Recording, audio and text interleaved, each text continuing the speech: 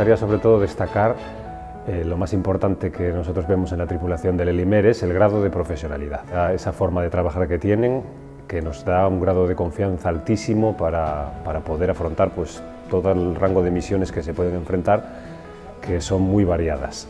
El helicóptero en sí es una máquina muy flexible, es una máquina que está preparada para las misiones que se le encomiendan, pero sobre todo es la tripulación la que marca la diferencia, sobre todo cuando las cosas se ponen más feas o más peligrosas, y por eso para nosotros es fundamental. Están constantemente adiestrándose, sometidos a unas normas muy rígidas en cuanto al mantenimiento de ese nivel, esa profesionalidad. Y darles una enhorabuena y un abrazo muy fuerte a todos y por el trabajo bien hecho al fin y al cabo.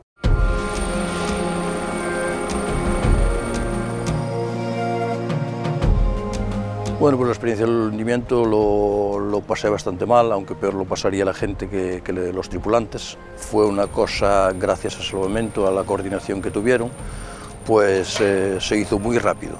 Si no, con el temporal que había en esos días, pues posiblemente se perdieran vidas humanas. Los 12 tripulantes estaban en una balsa y el barco ya estaba a punto de hundirse. Al salir los helicópteros, salió el de Cilleros, salió el de Gijón, y bueno, entre los dos recuperaron toda la tripulación.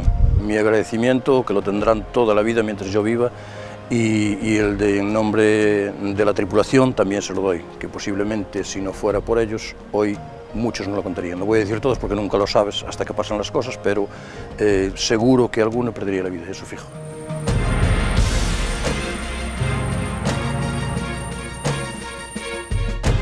Nosotros nunca salimos con miedo ni piensas que te va a pasar nada hasta que te pasa. Cuando te pasan es cuando te das cuenta de la importancia y de la labor tan grande que hacen esta serie de gentes de salvamento.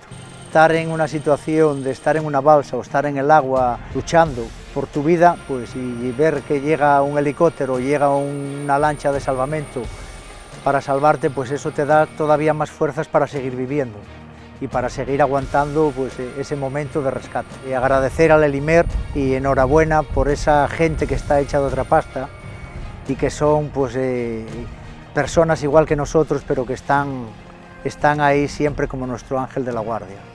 Que sigan ahí por mucho tiempo.